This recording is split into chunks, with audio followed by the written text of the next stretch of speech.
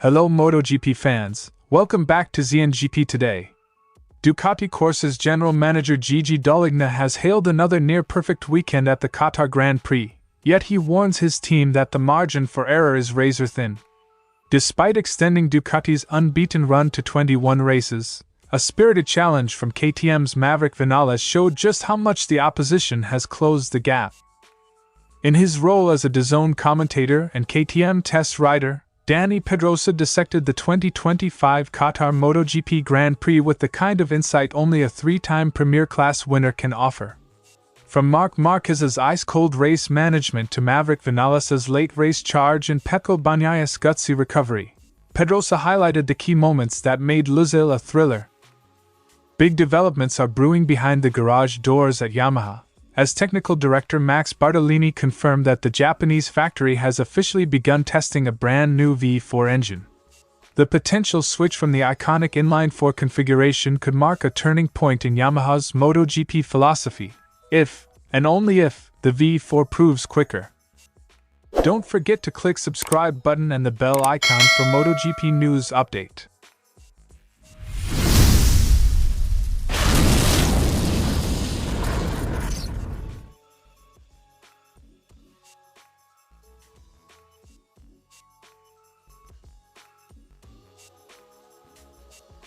Marc Márquez secured pole position, won Saturday's sprint, and added Sunday's main event victory to his tally, delivering yet another comprehensive display of Ducati's superiority.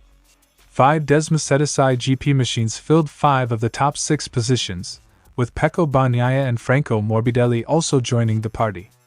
This clean sweep represents Ducati's 21st consecutive win, a staggering achievement in Premier Class racing. Another special weekend for our bikes and riders. Ducati scores a 1-2 with a podium clothed in our colors, placing 5 bikes in the top 6. A victory, 21 in a row, with an intense flavor against strong opponents who have shown how fearsome they can be. This success urges us never to let our guard down, Dall'Igna said. Dall'Igna lavished praise on Marquez's tactical brilliance, noting that storming to victory on a track where he had not previously excelled makes the achievement even more remarkable. Meanwhile, Pecco Bagnaia's recovery from an 11th place grid slot, following a qualifying crash, was commended, though the roster start forced him to expend precious energy battling through the pack. An incomparable mark, an exercise in style that demonstrated not only his speed but his tactical acumen and race-reading ability. He timed his final attack perfectly, optimizing both manner and timing. I am satisfied with Pecco's race. His fight was worthy of his stature but limited by starting too far back, which forced him to use resources early and inevitably took its toll. Dall'Igna on Marquez and Bagnaia.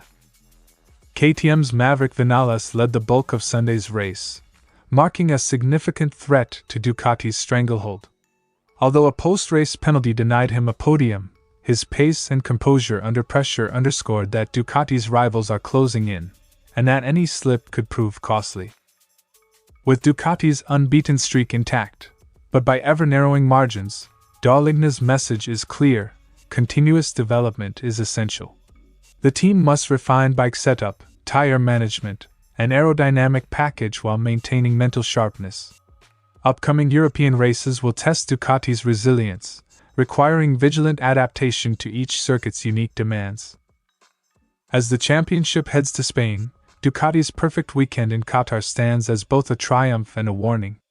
Gigi Dall'Igna's call to never let our guard down will resonate through the paddock, reminding everyone that in MotoGP, dominance is earned and easily lost, and that the real test begins the moment you think you are untouchable. An exciting race. Pedrosa began, praising the ebb and flow of the Lusail showdown. Early drama saw Alex tangled up with his brother, while Enea Bastianini also featured in the melee. Maverick Viñales then stunned the paddock by storming to the lead on his KTM, only to incur a tire pressure penalty after the checkered flag. Meanwhile, Bagnaia carved his way from 11th to the podium, and Marquez simply drew a line under it all with another flawless display. We were thrilled not only by Marc's calm management but by Viñales' audacity up front, the contact and penalties, and Bagnaia's late race charge. It was a roller coaster, exactly what fans live for, Pedrosa added. For Pedrosa, the defining psychological pivot came when Bagnaia finally slipped past Marquez mid-race. Morbidelli pulling away a bit didn't faze him, Pedrosa noted. But when the other red Ducati, Bagnaia, went by, Marc said, "No, that's enough." He watched in admiration as Marquez adjusted tire management on the fly, trading a little rear grip to protect the front, then timed his decisive final attack perfectly. An exercise in supreme racercraft. He knew exactly when to let someone go and when to strike back. That's why he's up to 91 wins. He's the Spanish rider with the most, and I'm certain he'll hit 100. Although his podium was lost to a post-race penalty, Viñales demonstrated KTM's rapid progress by leading for much of the night race. Pedrosa applauded his courageous braking and corner entries, saying the Spaniard looked very active, a testament to KTM's growing competitiveness. Just 2 small errors at turn 6 cost him victory, but he battled Brandon strong under braking and made up spots off the line. That's a huge positive for KTM. Pedrosa was equally impressed by Bagnaia's fight through the field. Launching from 11th, Bagnaia executed daring inside passes in the opening corners and carved through the pack, only to see his rear tire drop off in the closing laps. Despite the energy spent, he held on for an emotional podium finish. He blasted off the line, picked riders off under brakes, and showed real Banzai spirit. Sure, his rear went off, but that fight from 11th to 3rd deserves huge credit. Reflecting on the broader picture, Pedrosa emphasized how Lusail highlighted the fine margins at the top of MotoGP. He warned that rivals are closing the gap and praised the rider's mental toughness. For him, the race was a showcase of why MotoGP remains the peak of motorcycle racing. We saw elite riders adapting in real time, tire management, mental resilience, split-second decisions. That's why this championship is so special.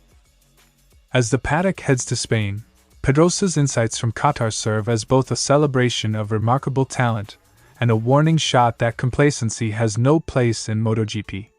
With Marquez's tactical brilliance, Viñales' rising threat, and Bagnaia's never-say-die spirit on full display, the title chase is shaping up to be a season-long thriller.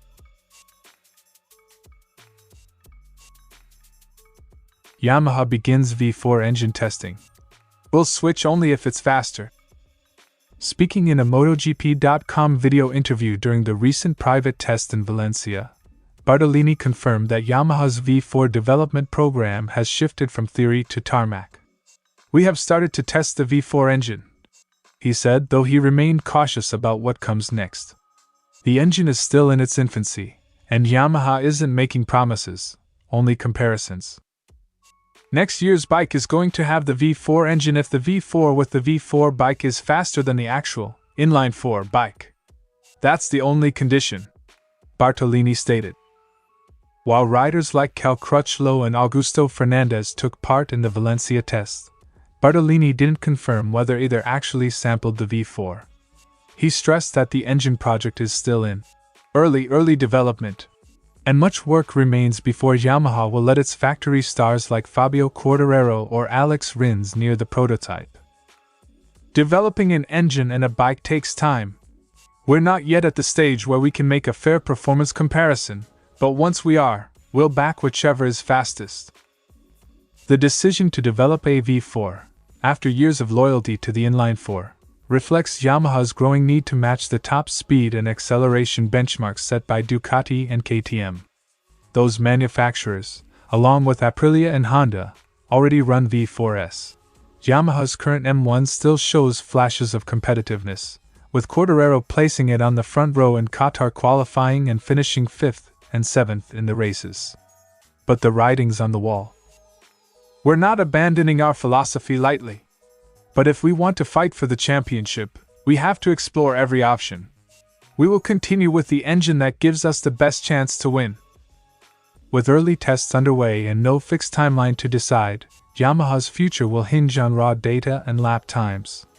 If the V4 shows a clear edge, expect a bold new direction for the Iwata squad. Until then, the M1 in its current form remains the workhorse, albeit one facing increasingly tougher battles on the grid. This is not about making a change for the sake of change. It's about evolution. We'll back what's fastest, full stop. A potential technical revolution is simmering at Yamaha.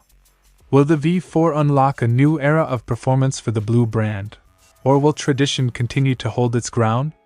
The answer lies in the stopwatch. Thanks for watching ZNGP Today, and this is your MotoGP news update. And see you next time.